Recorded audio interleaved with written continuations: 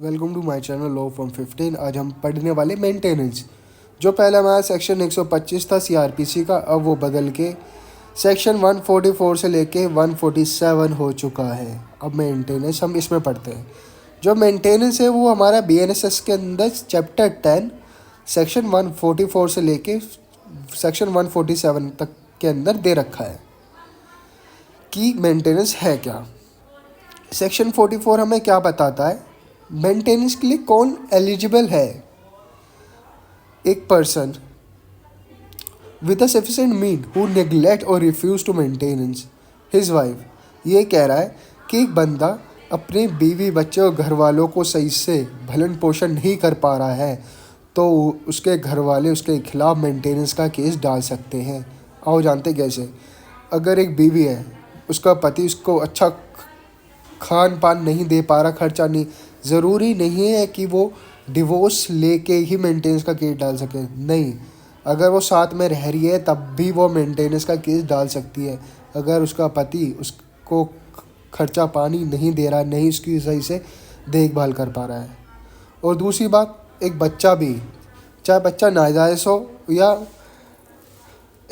लेजिमेट हो, वो भी मेंटेनेंस ले सकता अपने घर वालों से तब तक जब तक वो नाबालिग है। जब वो नाबालिग नहीं रहता तो अपने घर वालों से वो मेंटेनेंस नहीं ले सकता। और तीसरी बात, माता पिता भी अपने बच्चों से मेंटेनेंस ले सकते हैं। अगर उसके घर बच्चे उसका देखभाल नहीं कर पा रहे हैं तो एक फादर और मदर कोर्ट में जाके मजिस्ट्रेट के सामने पिटीशन रखेंगे तो उसके अंदर उसके बच्चे को उसको खर्चा पानी देना पड़ेगा। अब उसमें जानते हैं मजिस्ट्रेट का रोल क्या आता है। मजिस्ट्रेट के सामने हमने अपनी पिटीशन फाइल करते, उसको देखता है, प्रूफ दोनों पार्टी डालती है। अगर वो प्रूफ साबित हो जाता है प्लेंटिफ का तो वो डिफेंडेंट के खिलाफ ऑर्डर कर देता है। अगर डिफेंडेंट साबित कर देता है कि प्लेंटिफ झूठे सबूत के तहत वो उससे पैसा ऐडना चाह रही है तो उस सब चीज़ को देख के मजिस्ट्रेट मेंटेनेंस को भी खारिज कर सकता है। जैसे आपने मजिस्ट्रेट के सामने पिटीशन फाइल कर दी 125 की, उसके बाद आप सेक्शन 124 के अंदर इंटरिम मेंटेनेंस फाइल करते हो। इंटरिम मेंटेनेंस के लेके ये कहा जाता है, बीएनएस के अंदर ये कहा गया है कि मजिस्ट्रेट को 60 दिन के अंदर अंदर इंटरिम मेंटेनेंस जो सेक्शन 24 के अंदर उसे निपटाना पड़ेगा। ये नहीं है कि आपको 1 साल 9 महीने खींचो। अगर डिफेंडेंट फेल हो जाता है कि मजिस्ट्रेट से जाके पिटीशनर कह देता है कि मुझे खर्चा पानी नहीं मिल रहा, तो मजिस्ट्रेट उसके खिलाफ वारंट इशू करता है कि वो इस डर के मारे प्लेंटिफ को उसको खर्चा पानी दे। अगर वो खर्चा पानी नहीं देता है तो उसके खिलाफ वारंट इशू कर दिया जाता है, उसे जेल में भेज दिया जाता है। कब? If a wife refuses to live with her husband despite its offer, the magistrate may still order the maintenance. अगर वाइफ अपने पति के साथ नहीं जाती है तब भी मजिस्ट्रेट मेंटेनेंस का ऑर्डर उसके फेवर में दे सकता है। जब पति मेंटेनेंस के टाइम पे अपनी बीवी को ऑफर दे कि आप तो आओ चलो मेरे साथ रहो, अगर बीवी मना कर देती है तब भी मजिस्ट्रेट उसके हक में ऑर्डर दे सकता है। कब बीवी को मेंटेनेंस नहीं मिलेगा? तब नहीं मिल सकता जब उसकी बीवी अडल्ट्री में किसी और के साथ रह रही हो, या उसने दूसरी शादी कर ली हो बिना डिवोर्स के, बताया नहीं हो उसने समाज में, या अपने पति को बिना किसी रीज़न के छोड़ के चली गई हो। अगर ये सब चीज़ें कोर्ट के अंदर मजिस्ट्रेट के सामने प्रूफ हो जाता है तो प्लेंटिफ का केस खारिज हो जाता है, उसे मेंटेनेंस नहीं मिलता। 145 के अंदर हमें प्रोसीडिंग पता चलती, कैसे प्रोसीडिंग होती है। पहले तो हमने धारा 144 में ये जाना कि मेंटेनेंस क्या होता है, किसको मिल सकता है और किसको नहीं मिल सकता। उसकी धारा 145 बताता है चलता कैसे पूरा प्रोसेस। पहले ये धारा 145 ये बताते हैं प्रोसीडिंग होती कैसे है। जहाँ पे बंदा रह रहा है, जैसे पति है और बीवी, जैसे उसके पति बीवी एक साथ एक रेजिडेंस पे रह रहे थे, वो अलग हो गए, ठीक है। अब वो कहीं और रह रही है कई सालों से, 4-5 सालों से, तो वो उसका जुडिक्शन बन जाता है, वो वहाँ से भी केस डाल सकती है। जैसे उसकी बीवी है दिल्ली से, उसका पति है यूपी से, तो दोनों एक साथ तक यूपी में रह रहे थे, तो उसकी बीवी इसको छोड़ देती है, अपनी दिल्ली जगह चली जाती है, तो उसका जुडिक्शन दिल्ली बनता है। और जहाँ पे वो एक साइड तक रह रही हो या उसका एक कहीं पे 4-5 साल से ठिकाना हो, तो उसका जुडिक्शन बन जाता है। ये नहीं है कि आप रह यूपी रहे हो, ठीक है, फिर आपको उस टाइम बाद 1-6 महीने के लिए आप बेंगलोर चले गए तो आपका केस बेंगलोर डलेगा, नहीं। इसके अंदर जब आप पिटीशन फाइल करते हो तो आपका एड्रेस प्रूफ के लिए एफिडेविट बनता है, जिसका आपका आधार कार्ड या रेंट एग्रीमेंट लिया जाता है कि जहाँ से आप केस डालो आप वहाँ पे रहते भी हो या नहीं। फिर उसके अंदर हम एविडेंस फाइल करते हैं, किस बिहाफ पे आप मेंटेनेंस मांग रहे हो। फिर अगर कोई मेंटेनेंस के जब आप फिर उसके कोर्ट सम्मन भेजता है दूसरी पार्टी को, अगर सम्मन पे भी नहीं आती है कई बार, तो कोर्ट उसे एक्स पार्टी कर देती है। फिर एक्स पार्टी करने के बाद फिर क्या करती है कोर्ट, बस आपको सुनती है, आपके एविडेंस को सुनती है, आपको सुनने के बाद आपके फेवर में ऑर्डर दे देती है। ऑर्डर करने से पहले वो पहले न्यूज़पेपर में निकलवाती है कि ये फ़ला फ़ला आदमी है, इसके खिलाफ़ ऐसा मुकदमा चल रहा है। अगर उसके बाद भी रिस्पॉन्स नहीं करती है तो कोर्ट एक्स पार्टी करके आपके बिहाफ में ऑर्डर दे देती है। Alternation in maintenance allowance, section 146। Maintenance कैसे बदल सकता है? जैसे the magistrate may alter the maintenance amount if they are proof of changing in circumstances.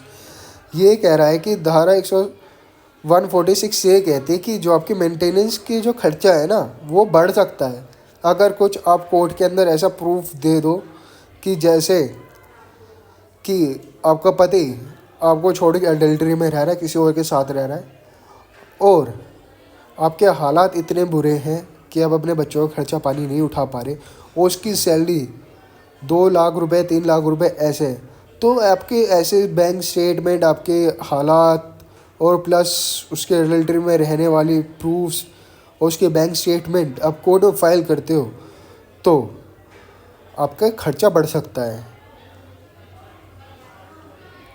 और फिर और क्या कहता है 146 के अंदर ये भी चीज़ आती है कि मेंटेनेंस कैंसिल भी हो सकता है। भाई कैंसिल कैसे हो सका है? ये ऐसा हो सकता है कि जब एक औरत को मेंटेनेंस मिल रहा है, फिर उसके कुछ टाइम बाद वो दोबारा शादी कर लेती हैं, तो भैया उसको मेंटेनेंस मिलना बंद हो जाएगा।